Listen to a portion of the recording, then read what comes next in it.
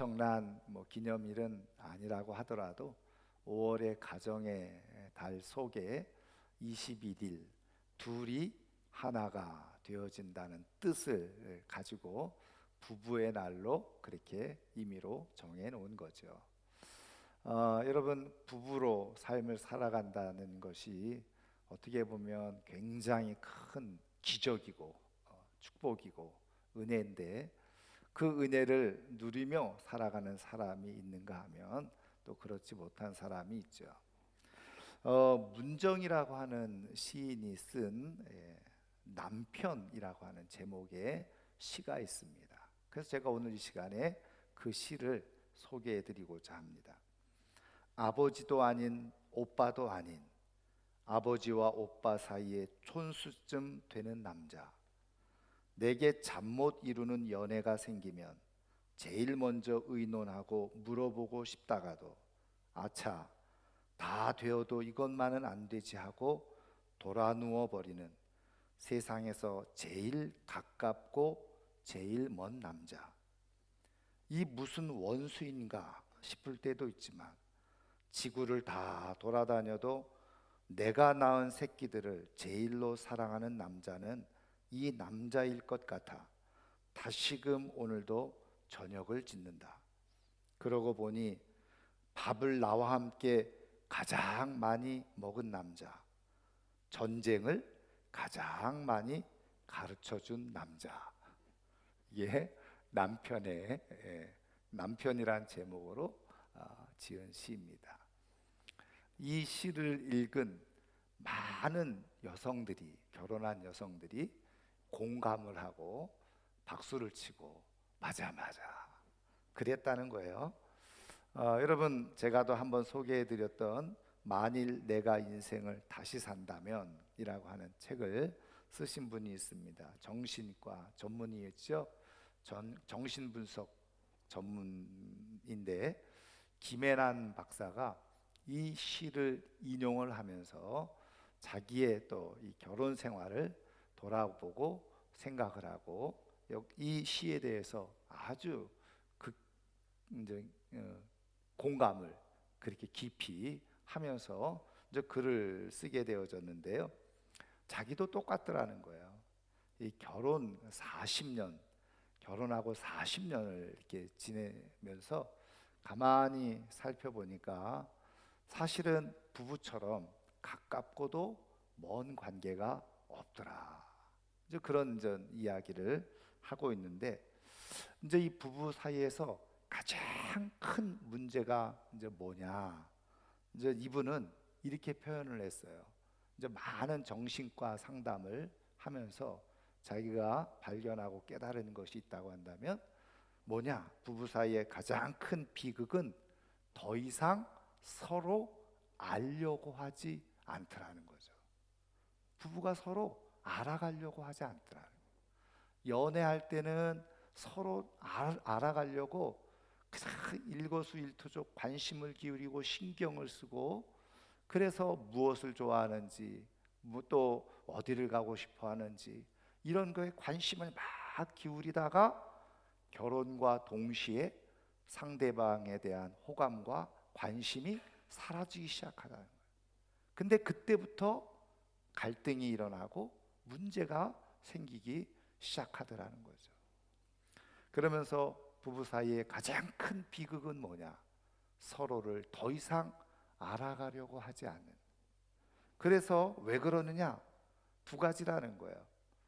바로 하나는 내가 저 남자에 대해서, 저 여자에 대해서 다 안다라고 생각하고 있다는 거죠. 다 안다.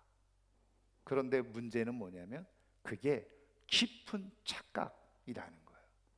다 안다라고 생각했는데 사실 그 속 깊이까지는 다 알지 못하는, 그래서 오해하고, 그래서 상처 주고, 그래서 갈등하고, 그리고 고민하고, 그것이 깊어지면 어떻게 해요? 어려움이 되어지는, 부부 사이에 남남처럼 살아가는, 관심 없이 삶을 살아가게 되어지는. 그래서 이 김혜남 박사는 부부가 정말 끝까지 행복하게, 그리고 아름답게 잘 살아가는 것은 무엇이냐? 끊임없이 상대방에 대해서 호감을 갖고 계속 그 깊은 마음을 헤아리고 알아주려고 하는, 한마디로 말하면 서로 공감이 일어나고 대화가 되어지는 그러한 관계가 되어질 때 그 부부는 모든 환경을 초월해서 행복하고 아름다운 삶을 살아갈 수 있다, 이야기를 하고 있는 거예요. 여러분, 저도 이만큼 살아가고 있지 못하지만 여러분, 우리가 한번 깊이 생각해 볼 그러한 문제라는 생각을 하게 됩니다. 여러분, 우리가 삶을 살아가면서요, 가장 힘들고 어려운 것 중에 하나가 뭐냐면 관계의 갈등이에요. 그래서 가깝게는 부부 사이, 가정 안에서 부모와 자녀 사이, 또 내가 직장에 다니면서 직장의 동료 사이, 그리고 내 친구와 이웃들과의 관계. 여러분, 사실은요, 돈이 조금 없는 거 괜찮아요. 어려울 수 있어요. 좀 불편할 뿐이죠. 내가 건강이 좀 부족한 거, 내가 조금 어려울 뿐입니다. 불편할 뿐이에요. 그런데 여러분, 우리가 삶을 살아가면서 이 관계 안에서 문제가 생기고 갈등이 생기잖아요. 그럼 그것처럼 재미없는 인생이 없다는 거예요. 여러분, 우리 하나님은 우리 인생을 살아가면서 우리가 갖게 되어지고 겪게 되어지는 모든 고통과 아픔과 슬픔을 우리 하나님은 다 알고 계세요. 그런데 중요한 것은 말씀드린 것처럼 늘 우리가 인생을 살아가면서 만나는 이러한 문제들을, 그 속에서 어떤 사람들은 계속해서 평안을 유지하고 기쁨을 유지하고 삶을 그래도 행복한 마음으로 살아가는 사람이 있는가 하면, 어떤 사람들은 반대로 어떻게 해요? 그런 것에 발목이 잡히고 그것에 마치 덫에 걸린 것처럼 거기에서 헤어나지 못하고 계속 그것으로 인해서 고통과 아픔 속에서, 상실감 속에서 우울하게 행복하지 못하게 삶을 살아가는 사람들이 있더라는 거죠. 도대체 왜 이런 삶의 차이가 나타날까?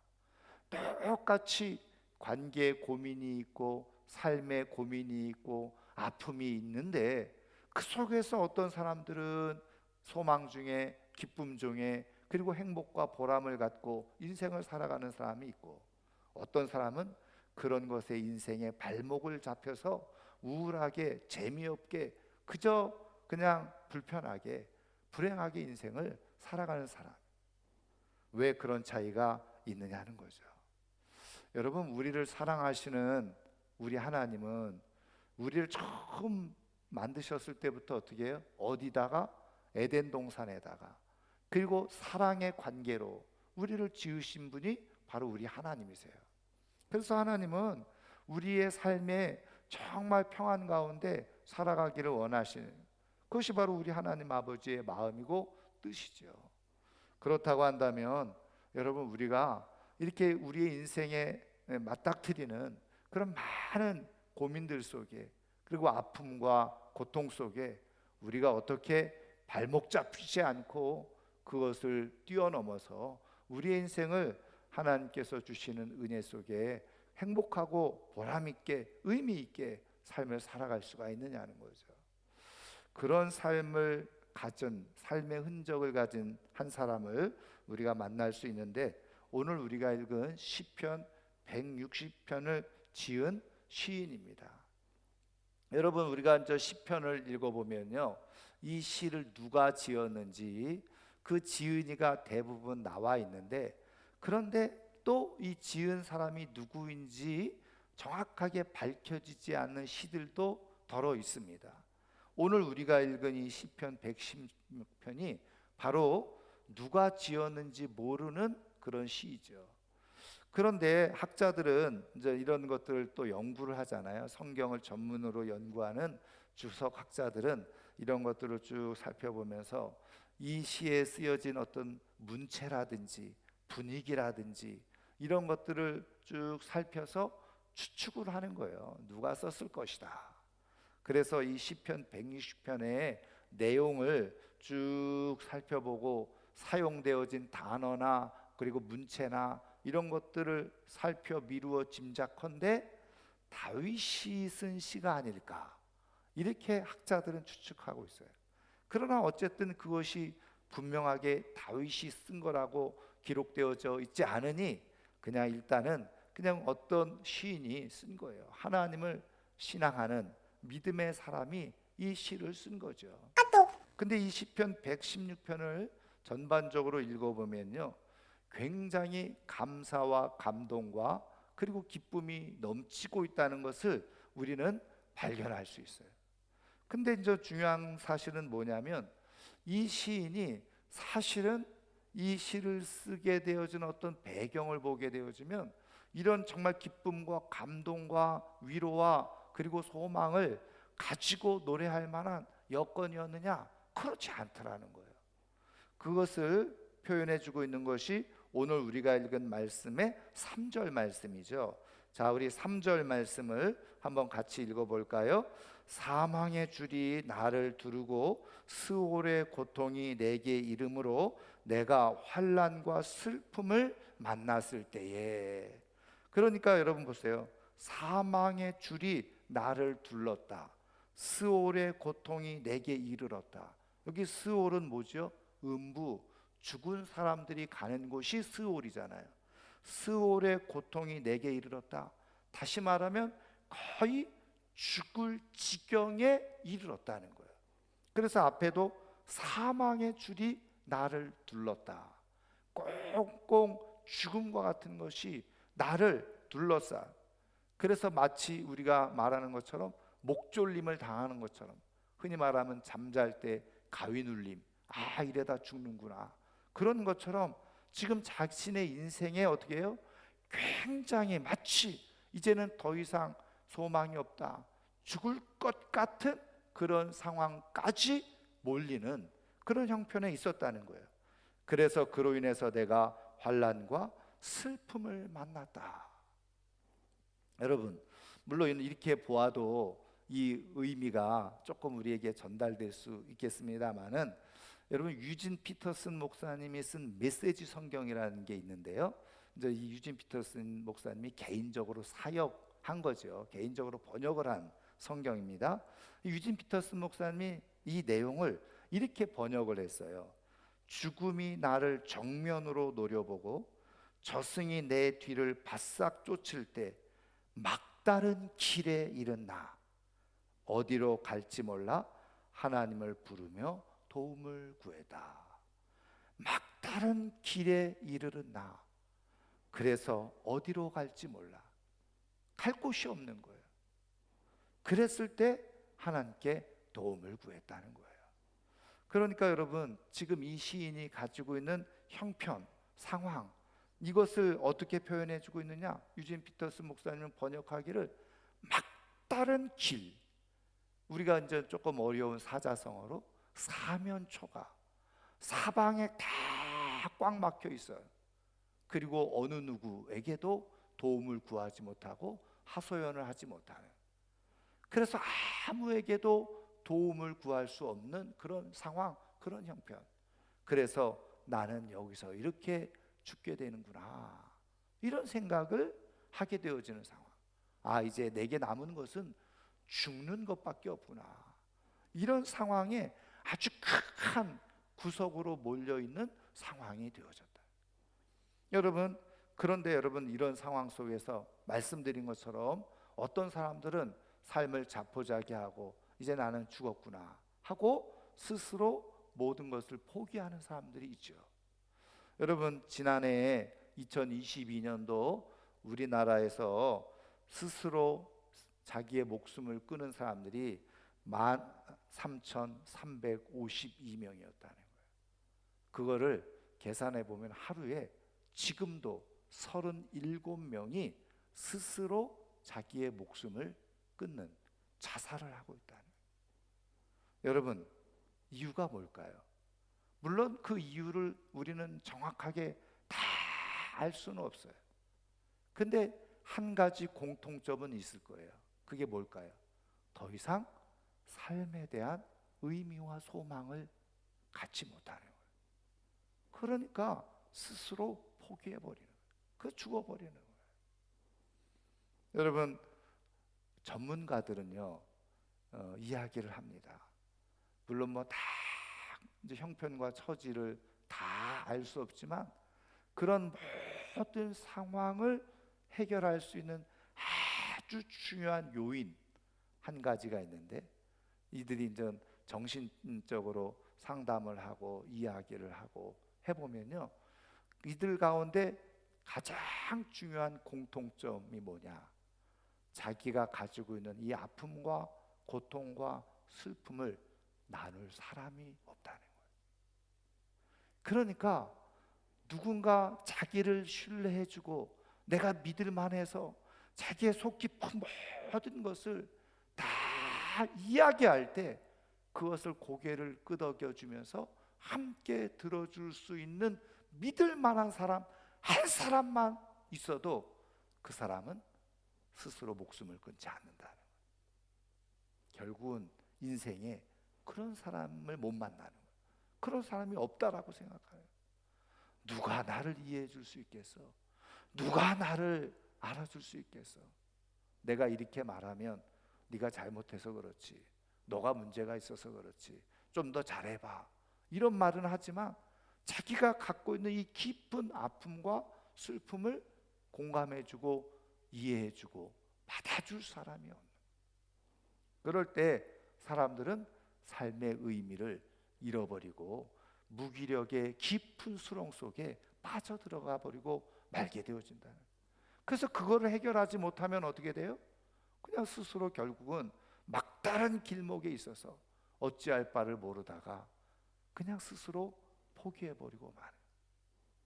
여러분, 이 시인이 지금 처해 있는 상황이 그런 상황과도 같았다는 거예요. 근데 여러분, 우리가 이 시를 읽어보면서 알 수 있듯이 이 시인은 그 인생의 막다른 길목에서 어떻게 해야 될지도 모르고 어디로 가야 될지도 모르는 그런 상황 속에서 탈출구, 돌파구를 발견하게 된 거죠. 그것이 무엇이었습니까? 바로 하나님을 찾았다는 거예요. 하나님께 기도를 드렸어요. 근데 그때 어떤 기도를 드렸느냐? 여러분, 오늘 우리가 읽은 말씀 4절을 보십시오. 4절을 한번 같이 읽겠습니다. 내가 여호와의 이름으로 기도하기를 여호와여 주께 구하오니 내 영혼을 건지소서 하였도다. 아멘. 여러분, 지금 이 시인이 드린 기도 제목이 무엇이었어요? 여호와여 주께 구하오니 내 영혼을 건지소서, 내 영혼을 구원해 주옵소서, 이렇게 기도를 드린 거예요.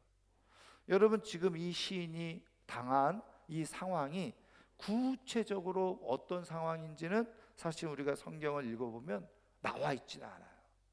그런데 지금 이 시인이 처해 있는 상황이 예를 들면 말씀드린 것처럼 돈 문제일 수도 있죠. 건강 문제도 있을 수 있습니다. 그리고 심지어는 말씀드린 것처럼 사람들과의 관계 속에서 나타나는 그런 깊은 갈등의 문제, 그런 것도 있을 수가 있어요. 육신의 문제가 있는 거예요. 그런데 우리가 흔히 말하면 이렇게 고민 가운데 하나님을 찾고 하나님 앞에 기도한다고 할 때 우리는 그 문제를 가지고 기도하는 경우가 많이 있잖아요. 그래서 하나님, 내가 지금 돈 때문에 죽겠는데 하나님 어떻게 돈 문제를 해결해 주세요.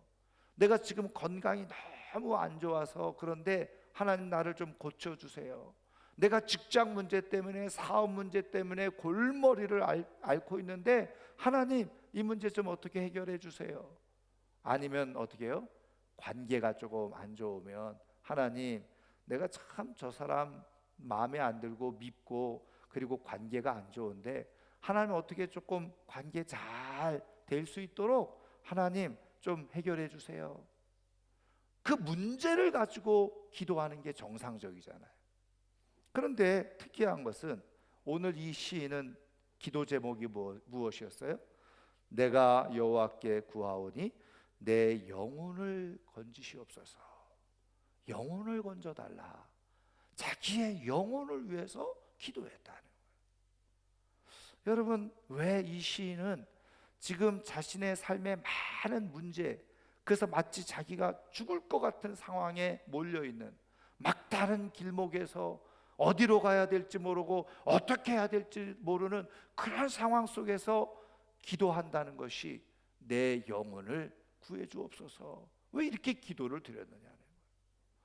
여러분, 하나님께서 이것을 통해서 우리에게 굉장히 중요한 도전을 해주고 계시는데, 어쨌든 지금 이 시인이 말씀드린 것처럼 1차적으로는요 지금 자기가 갖고 있는 모든 그 문제 앞에서 어디로 가야 될지 모르는 막다른 길목에서, 그리고 어떻게 해야 될지 모르는 상황 속에서 발을 동동 구르면서 이제 나가 죽을 것이냐 아니면 어떻게 해야 될지, 그런 상황 속에서 결정하고 선택한 마음이 뭐였어요?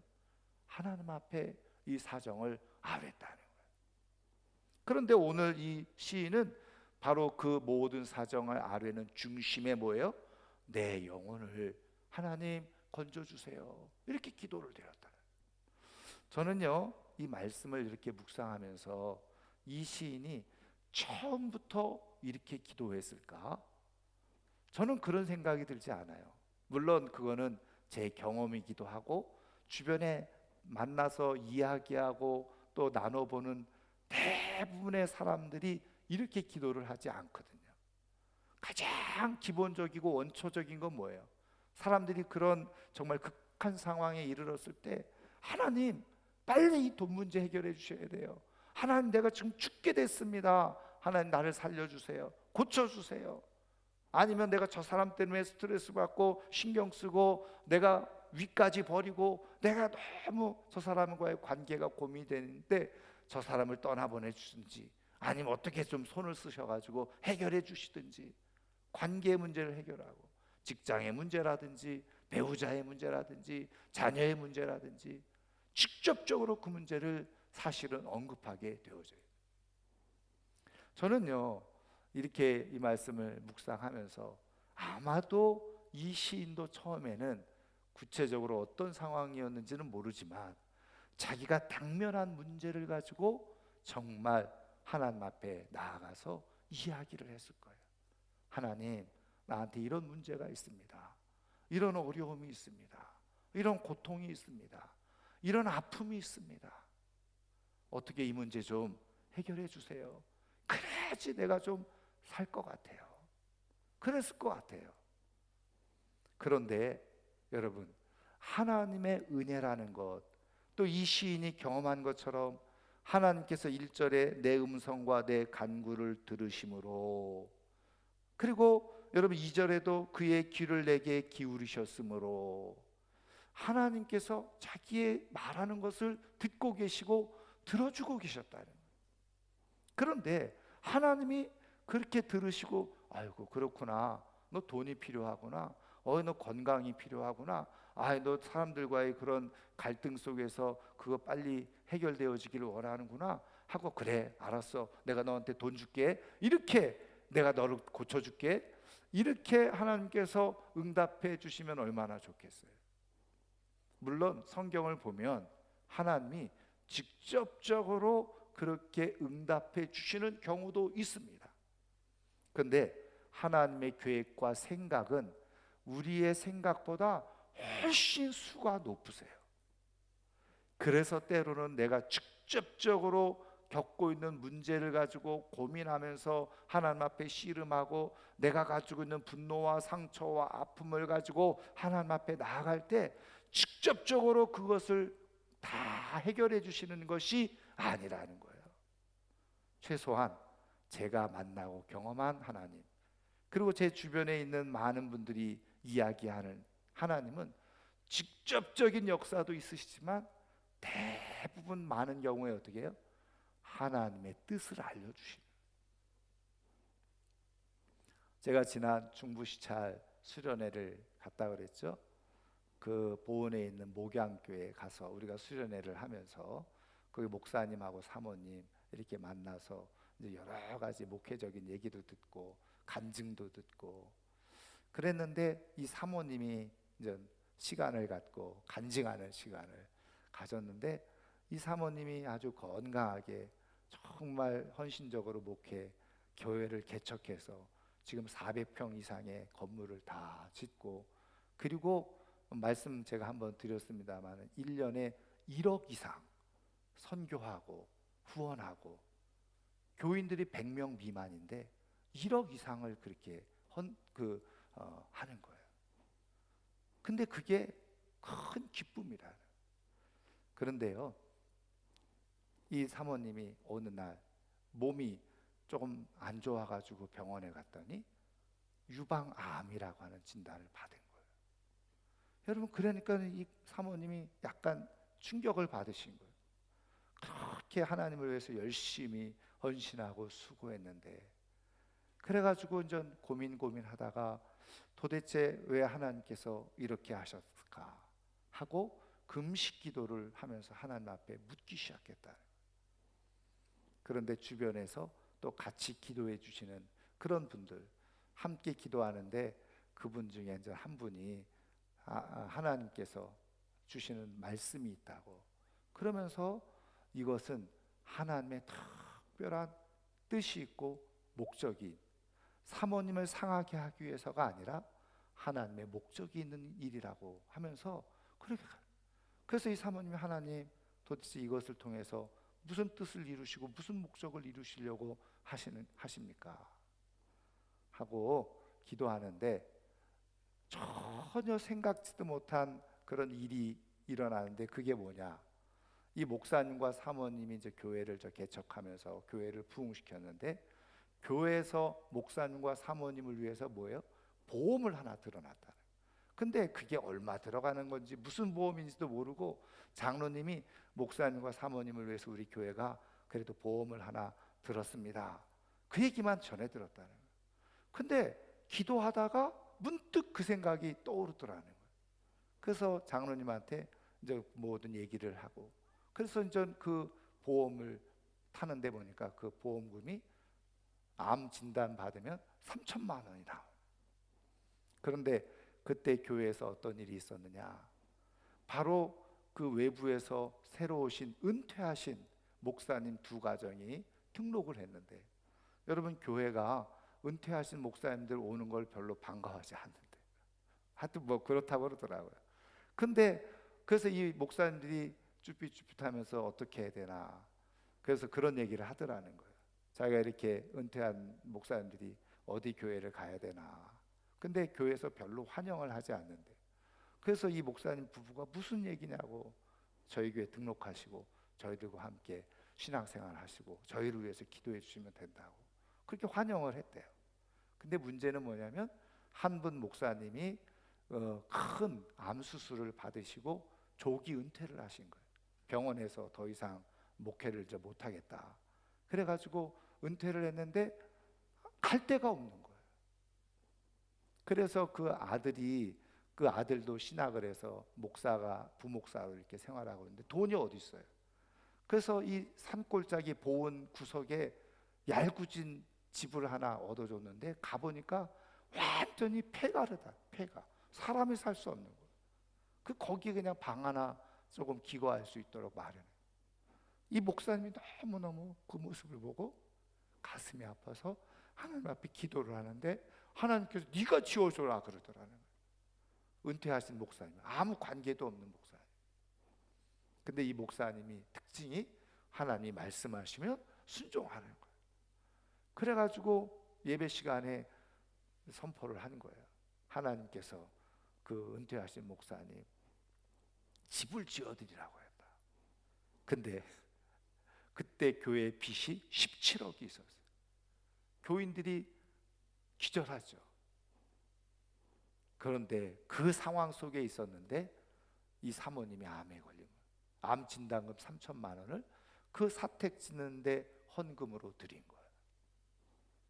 지금 한 4년 지났는데 아직까지 건강하게 잘 지내고 계시다. 근데 그게 정말 종잣돈이 되어지고, 그리고 성도님들이 같이 또 마음을 모으고, 그래서 1억 5천짜리 집을 멋지게 지어드렸다는. 여러분, 하나님이 일하시는 것은 몰라요. 그런데 여러분, 저는 이 시인도 이렇게 기도했을 거죠. 그랬을 때 하나님께서 이 시인의 마음속에 주신 마음이 무엇이었을까요? 나는 내가 그런 고통과 아픔 속에서 내 영혼이 다치는 걸 원치 않는다. 나는 무엇보다도 내 영혼이 잘 되는 것, 그거를 원한다. 하나님께서 그렇게 말씀하셨을 거예요. 그랬을 때 이것을 깨달은 이 시인이, 하나님, 그러면 내 영혼을 지켜주세요. 이 정말 죽을 것 같은 이 상황 속에서 내 영혼이 무너지지 않게, 내 영혼이 주님을 떠나지 않도록 내 영혼을 끝까지 지켜주시고 내 영혼을 구원해 주세요. 내가 돈 해결해 주세요, 건강 해결해 주세요, 관계 해결해 주세요, 사업 해결해 주세요, 자녀 문제 해결해 주세요, 그게 아니라 하나님, 내 이런 모든 정 어려운 상황 속에서 내 영혼을 지켜주세요. 내 영혼이 이 일 때문에 주님을 떠나지 않도록, 내 영혼이 무너지지 않도록 내 영혼을 지켜주세요. 여러분, 그런데 그게 성경을 보시면 예수님도 마지막 십자가에서 죽으시는 순간에 하나님 앞에 기도하고 부탁한 것이 무엇이었어요? 아버지여, 내 영혼을 아버지 손에 부탁하나이다. 아버지, 나를 살려주세요. 저 원수들 죽여주세요. 그렇게 기도한 게 아니에요. 내 영혼을 아버지 손에 부탁하나이다. 여러분, 예수님은 제자들에게 가르치시면서 뭘 가르치셨어요? 너희 몸은 상해도 너희 영혼을 멸망 가운데 버릴 수 있는 하나님을 두려워하라. 여러분, 인생에서 가장 큰 불행이 뭔지 아세요? 가장 큰 실패가 뭔지 아세요? 영혼이 버려지는 거예요. 영혼이 하나님으로부터 멀어지는 거예요. 우리 하나님은 우리 인생에 힘들고 어려운 문제 다 아시지만 그것으로 인해서 우리의 영혼이 무너지는 걸 원하지 않으셔요. 그래서 그 비밀을 잘 알고 있었던 사도 요한도, 여러분, 그 요한 3서에 뭐라고 씁니까? 사랑하는 자여, 내 영혼이 잘됨 같이 내가 범사가 잘되고 강건하기를 간구하노라. 영혼이 잘 되는 거예요. 여러분, 기억하세요. 우리 하나님의 중심은 어디에 있느냐? 우리의 영혼이 잘 되는 거예요. 우리의 영혼이 건져지는 거예요. 우리의 영혼이 버려지거나 무너지지 않는 거예요. 근데 영혼이 무너지지 않고, 영혼이 버려지지 않고, 영혼이 건강해지고, 영혼이 바르게 되어지면요, 그 다음부터 어떻게 해요? 문제가 해결되어지는 역사가 자동적으로 이루어져요. 여러분, 이게 우리가 알고 있는 방식과 하나님의 방식의 차이라는. 우리는 어떻게 해요? 하나님 앞에 기도할 때, 하나님, 좀 직장도 편안해지고 사업도 잘 되고 자녀들 잘 되고 그리고 뭐 내가 건강하고 그러면 여유가 좀 있으면 내가 신앙생활 열심히 잘하겠습니다. 여러분, 종종 죄송하지만 남자들 교회 안 나오는 분들 얘기 들어보면, 조금 내가 여유 있어지면 교회 나갈게요. 순서가 잘못. 하나님의 순서는 그게 아니에요. 하나님의 순서는 영혼이 잘 돼야 했지만 그 다음에 잘 되는 역사가 일어나요. 하나님이 문제를 해결해 가시는 하나님의 방법이 있는 거예요. 여러분, 우리는 상식적으로 내 문제가 잘 해결되어지면 내가 잘 믿을 것 같죠. 여러분, 우리 인간은 얼마나 간사한지요.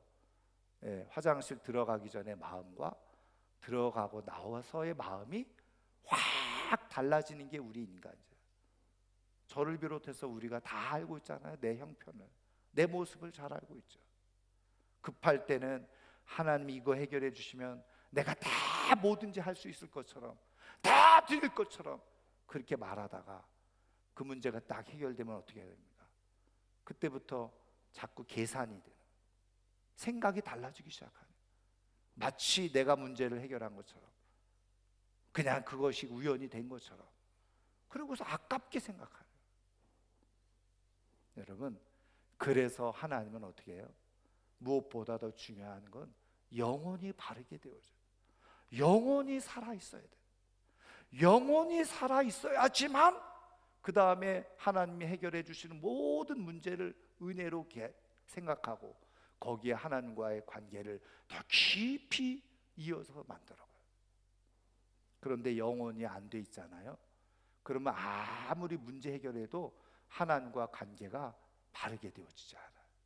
오히려 그것이 어떻게 해요? 내 삶을 더 불행하게 만드는 일들이 허다하게 일어나요.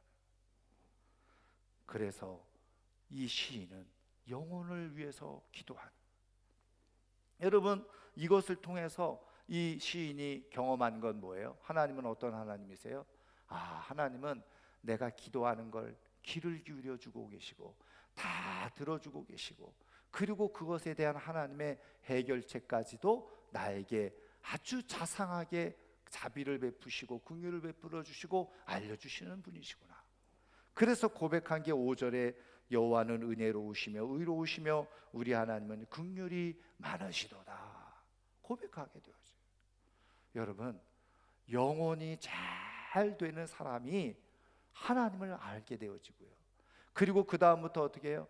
내 삶에 힘들고 어려운 순간에 그것을 다 들어주실 수 있는 분, 그것을 다 공감해 주실 수 있는 분, 그리고 그것에 따라서 내 인생의 가장 최적의 길을 안내해 주시고 알려주실 분은 하나님이시다. 그것을 깨닫고 경험하는 이 시인은 그것을 경험했어요. 그리고 나서 노래하죠. 내가 그를 사랑하는. 유일하게 내 고민, 내가 아픔, 내 상처, 내 배신감 아무도 몰라주고 내가 정말 혼자 끙끙 앓면서 고민하고 있을 때 하나님 앞에 다 말씀드렸더니 하나님께서 그렇구나, 그래 너에게는 이게 필요할 것 같아 말씀해 주시는 것. 그래서 자기 안에 어떻게 해요? 영혼이 살아나기 시작하면서 하나님에 대한 사랑, 그리고선 내가 평생에 이제 기도하며 살겠습니다. 왜요? 하나님과 소통하는 맛을 알았거든요. 하나님 앞에 내가 나아가서 얘기했을 때 다 들어주시고 공감해 주시는 아버지, 그게 너무너무 행복한, 그러니까 어떻게 해요? 내가 평생에 기도하리라 고백하는. 여러분, 기도는 하나님께 내 모든 사정을 아뢰고 하나님께서 내게 말씀하시는 것을 듣는 거예요. 기도는 하나님과 소통이고 하나님과 대화죠. 그래서 아무에게도 말할 수 없는 것, 아무 대화 상대자가 없어서 내가 누구랑 얘기하지? 내 사정을 알아줄 수 있는 사람 아무도 없어. 그게 아니라 그래, 하나님은 내 모든 것을 들으시는 분이시지, 그래 들어주시는 분이시지. 그리고서 하나님 앞에 나와서 미주알 고주알 하나님 이랬어요. 어떤 때는 그냥 속상하면 누군가를 자꾸 하나님 앞에 얘기하기도 하고 말이죠. 때로는 하나님 앞에 내가 속상하면 이런 표현은 그렇습니다만은 따지기도 하고 말이죠. 하나님 왜 이렇게 하셨어요? 그런데 우리 하나님 말씀드린 것처럼 은혜로우시고 자비로우시고 긍휼이 많으셔서 우리가 하나님 앞에 나와서 다 얘기하면 하나님은 고개를 끄덕이시면서 그랬구나 그랬구나, 그렇지만 나는 너의 영혼이 상하지 않기를 원한다 이렇게 말씀해 주시고 우리를 품어주시는 분이 바로 하나님이시라. 사랑하는 성도 여러분, 우리 하나님 들어주시는 하나님, 우리를 다 듣고 계시는 하나님, 그리고서 우리에게 가장 좋은 길을 알려주시는 분이 하나님이시라는 것을 깨닫고 내가 삶이 곤고해지고 힘들어지고 정말 막다른 길목 가운데 버려진 것처럼 놓여져 있을 때, 아무도 나를 도와줄 수 없는 것처럼 느껴지는 그 순간에 하나님 앞에 모든 것을 이야기함으로 말미암아 들어주시고 은혜를 베푸시는 하나님을 통해서 삶의 모든 것을 돌파구를, 탈출구를 따라서 나아가는 가운데 삶을 넉넉히 이기고 행복하게 살아갈 수 있는 하나님의 사람들 되기를 주님의 이름으로 축원합니다. 말씀을 마치려고 하는데요, 어느 목사님이 이야기하시는 것을 제가 앉아 이렇게 듣고 참 감동이 됐어요. 좀 조심스러운 이야기입니다만은 이제 이 목사님이 자녀가 공부를 하고, 근데 이 자녀가 아주 특별하게 이제 고등학교를 졸업하고 아주 일본어를 잘해서 일본에 있는 대학으로 진학을 하고 싶어 했다는 거예요. 그래서 이제 뭐 일본에 있는 대학에다가 원서를 이제 냈고, 그리고서 합격 통지서를 받은 거예요. 그런데 이제 그 교회가 완전 대학생 자녀에게 학자금, 장학금을 이제 담임 목회자 자녀에게 한 학기당 200만 원씩 그렇게 책정을 해놨다는 거예요. 그래서 이제 그거 받아가지고 그때 등록금이 360만 원인가 이렇게 됐었는데, 받아가지고 좀 보태서 이렇게 등록을 하려고 다 계산하고 생각하고 있었는데, 그 교회가 하는 말이 국내 대학이 아닌 경우에는 보조하지 않기로 했다고 장로님들이 그러더라는 거예요. 그래서 조금 마음이 많이 힘든 거예요. 슬펐죠. 그냥 정해놨으면 뭐 어디를 가든지 더 달라는 것도 아니고 그냥 지급해 줬으면 좋았을 텐데. 그리고 이제 이 목사님도 돈이 하나도 없었던 거예요. 왜? 교회 건축한다고 있는 돈 없는 돈, 심지어는 자기가 퇴직할 것까지 미리 다 교회로부터 갑을 받아가지고 다 헌금을 해버렸잖아요. 그렇다고 목사가 어디 가서 돈 빌리기도, 요즘 죄송하지만 은행에서도 대출 안 해줘요, 목사는. 그러니까 어떻게 손 내밀 수도 없고. 그래서 결국은 이 아들이 그 대학을 포기한 거예요. 못 갔어요. 그러니까 이 목사님이 얼마나 마음이 상했겠어요. 돈이 없어서 자식이 공부하고 싶은 것을 못하게 되죠. 그런데다가 더 상처가 된 거는, 내가 교회를 위해서 평생 모든 걸 바쳤는데 교회는 그거를 보장해 주지 않는 거예요. 돈을 더 달라는 것도 아니고 정해진 것 그냥 주면 되는데. 그래가지고 너무 마음이 상한 거예요. 그래가지고 하나님 앞에 울면서 정말 상한 마음을 가지고 막 기도를 했다는 거예요. 하나님, 나는 하나님의 말씀을 따라서 몸 바쳐서 교회를 위해서 이렇게 섬겼는데 이게 뭡니까? 내 자식 하나 내가 공부시키지 못하는 아버지가 됐습니다. 그리고서 막 하나님 앞에 원망하듯이 그렇게 다 기도를 드렸다는 거예요. 얘기를 했다는 거예요. 근데 그때 하나님께서 이렇게 말씀하시는 거예요. 야, 너는 너의 기업이 뭐라고 생각하냐? 내 기업은 교회죠. 하나님께서 교회를 통해서 내 삶을 살아가도록 하나님 말씀하셨으니까. 너는 교회가 너의 기업이냐? 너의 삶을 유지해 주는 것이 교회냐? 그때 하나님께서 말씀하시는 건 이런 말씀이었다. 너의 기업은 바로 나다. 내가 너의 기업이야. 내가 너의 인생을 보장하고 내가 너의 인생을 책임지고 내가 너를 지키고 돌보는 거야. 교회가 너의 인생을 책임져 주는 게 아니고 교회가 너의 인생을 보장해 주는 게 아니라 내가 너의 인생을 책임지고 너의 자녀들을 책임지는 거야. 내가 너의 기업이다.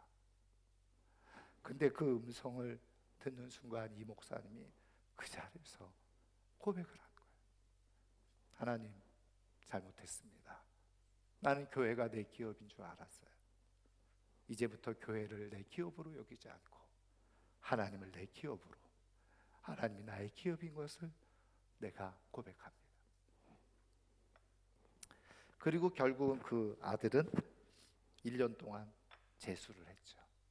그리고 그 다음에 다시 뭐 학교에서는 교회에서는 그렇게 정했다고 하니까 더 이상 이제 교회에 기대하지도 않고, 그리고 공부를 해서 다시 일본에 있는 대학을 진학을 하게 되어졌는데, 그 전보다 훨씬 더 좋은 대학에 자 4년 장학금을 다 받는 조건으로 그렇게 진학하게 되어졌다는,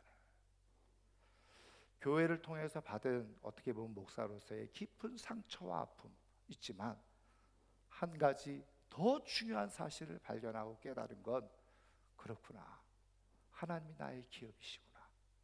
교회가 나의 기업이 아니라 하나님이 나의 기업이시구나.